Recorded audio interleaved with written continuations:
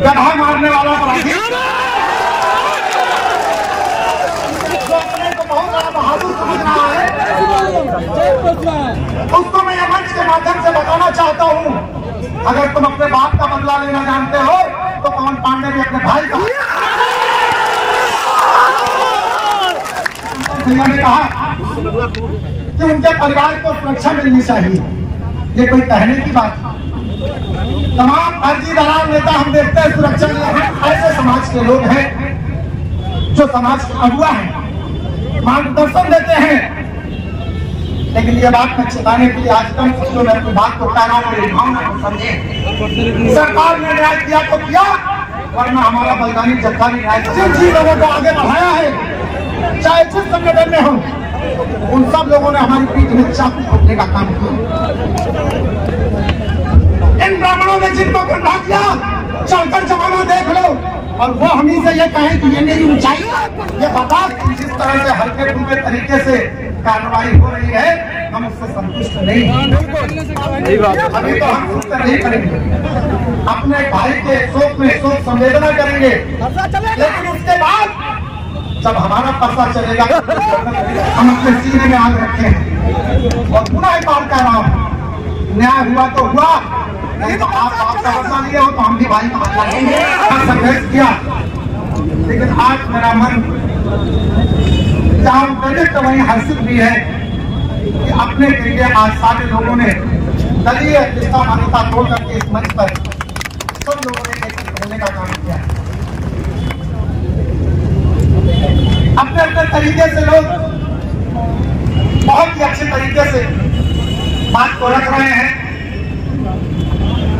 कुछ लोग ये समझते हैं कि उन्होंने ही सब कुछ जिम्मा संभाल रखा है, लेकिन मैं समझता हूं कि इसमें सारे हमारे ब्राह्मण नेताओं का जो योगदान है वह बहुत ही आदरणीय है, बहुत ही अनुकरणीय है। आज ये बात हो रही है, अपराधी की जांच नहीं होती। हम वत्सल कुटुंबकम के लोग हैं, हम चीटी को आटा डालते हैं, हम पेड़ों को पानी देते हैं, हम कभी हिंसा में विश्वास नहीं रखते। लेकिन इसका यह मतलब नहीं है कि हमारे परिवार पर अत्याचार होता रहेगा और हम चुपचाप बैठकर इनके बाप की हत्याएं हो तो ये सोच संभाल करके कानूनी और अपने तरीके से भी बदला ले सकते हैं, और हम केवल हाथ पर हाथ बैठ करके वसुधैव कुटुंबकम की बात करते रहे। कम से कम मैं इसका अनुयायी को नहीं। क्या बात रही बात उनके सहायता देने की, शासन के तमाम अन्य समाज के लोगों के ऊपर अत्याचार होने पर करोड़ करोड़ रुपए की मदद किया है, लेकिन आज कौन सी ऐसी परिस्थिति है कि 7 दिन बीत जाने के बाद भी अभी तक परिवार को आर्थिक अनुदान नहीं प्राप्त। ये सोचने का विषय है।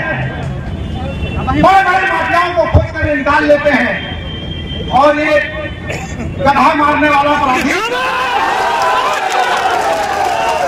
जो अपने को बहुत बड़ा बहादुर समझ रहा है,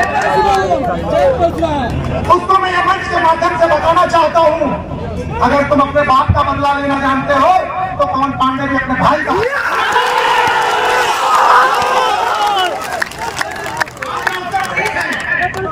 हम कोई इस तरीके की बात करें, हम व्यथित मन से यहाँ आए हैं, हम दुखी मन से आए हैं। कानून में हमारा विश्वास है। हमारे सजातीय बंधुओं ने तो बहुत आंदोलन किया, बहुत ऊपर तक लड़ाई लड़ी, माननीय मुख्यमंत्री जी से मिलकर तमाम बातों को कहा, लेकिन वो लोग कहाँ हैं जिन अन्य समाज के लोगों को हमने पार्लियामेंट और विधानसभा में भेजा है? मुस्लिम समाज के लोगों को भी कांग्रेस ने वोट दिया है, यहाँ क्षत्रिय समाज के लोगों को भी सांसद बनाने का काम हमारे ब्राह्मण समाज को किया है। क्या आपके दिन के बाद कोई शोक पत्र जारी कर रहा है, कोई शोक पत्र जारी कर रहा है, किसी के दांत में दर्द है, किसी के आंख में दर्द है।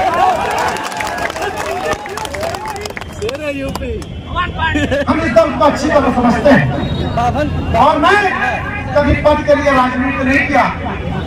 अभी कुछ दिनों पहले जब मैं प्रथम राष्ट्र की सभा में आया था, राष्ट्र प्रथम के हमारे डॉक्टर साहब थे, चंद लोग थे तो मैंने कहा हुसैन जी, महिमा जी, आप लोग परेशान न होइए, कोई चिराग जलाते रहिए, किसी न किसी दिन तूफान आएगा और आज आग लग चुकी है। 1 करोड़ की मदद तो सरकार को देना ही चाहिए, लेकिन अगर आप लोग सोच ले तो हम तो फिर समाज के लोग हैं। जिस दिन कटोरा उठा लेंगे, आंचल फैला देंगे, 10 करोड़ रुपए इकट्ठा हो जाएगा। मैं अपने पास से राजेश पांडे ट्रस्ट की तरफ से उस परिवार को 5 लाख रुपए दे, शासन में हमारा है, हमारा योगदान है इस शासन में, हमको मिलना चाहिए, लेकिन हम सिर्फ पैसे के मोहताज नहीं हैं।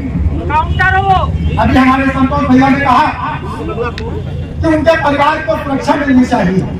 ये कोई कहने की बात? तमाम फर्जी दलाल नेता हम देखते हैं सुरक्षा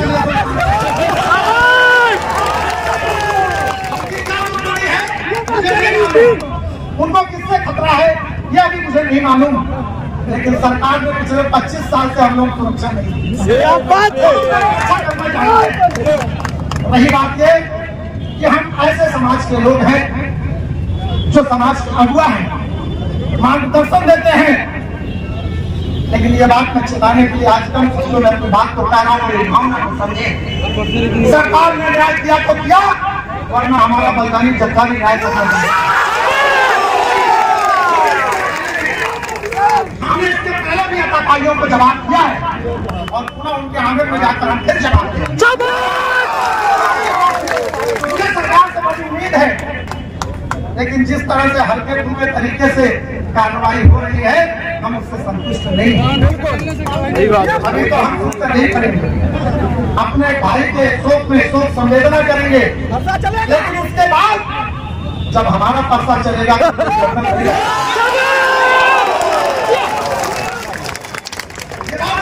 से जान ले, मैं तुमसे कम किसी राजनीतिक दल का बंधुआ मजदूर नहीं हूँ। मैंने 50 साल कहा है कि राजनीतिक दल हमारे साधन है, लेकिन आज समस्याओं के ताले की जो चाबी है वो सबका शासन में रहती है, जनप्रतिनिधियों में होती है। पहला कर्तव्य उनका होता है और ये बात ध्यान रखिए कि आपके समस्याओं का ताला जो खोले, उसी के साथ आपको खड़े होने की जरूरत है। अभी हमने देखा कुछ लोग कल रात से पेट में दर्द हुआ और कहने लगे हम श्रद्धांजलि सभा करेंगे। आपको किसने रोका? आपको किसने रोका कि आप इस श्रद्धांजलि सभा में ना आए? लेकिन मैं देख रहा हूँ पिछले 7 दिनों से हमको ऐसे दूध की मक्खी की तरह निकाला गया है जैसे हम अछूत हो गए। मुझे याद आता है अभी राज्यसभा में झा साहब ने भाषण दिया, ठाकुर का कुआं, उस पर मैंने कविता बनाई है, लेकिन अभी बोलूंगा नहीं। इस ब्राह्मण समाज ने जिन लोगों को आगे बढ़ाया है, चाहे जिस संगठन में हो, उन सब लोगों ने हमारी पीठ में चाकू घुटने का काम किया। इन ब्राह्मणों ने जिनको गंदा किया, चलकर जमाना देख लो, और वो हम ही से ये कहें कि ये मेरी ऊंचाई, ये बर्दाश्त नहीं होगा और इसकी लड़ाई लड़ी जाएगी। कोई ये न समझे कि आग ठंडी हो जाएगी। हम अपने सीने में आग रखे और पुनः एक बार कह रहा हूँ, न्याय हुआ तो हुआ, नहीं तो आप आपका बदला लिए हो तो हम भी भाई का बदला लेंगे। मैं अपनी वाणी को विराम दूंगा, अपने श्रद्धा सुमन अर्पित करूंगा और चाहूंगा कि राष्ट्र के लोग मुझसे संपर्क करके उनके अकाउंट में राजेश पांडे ट्रस्ट की तरफ से 5 लाख रुपया दे। पुनः उस आत्मा की शांति के लिए मैं भगवान से प्रार्थना करता हूँ।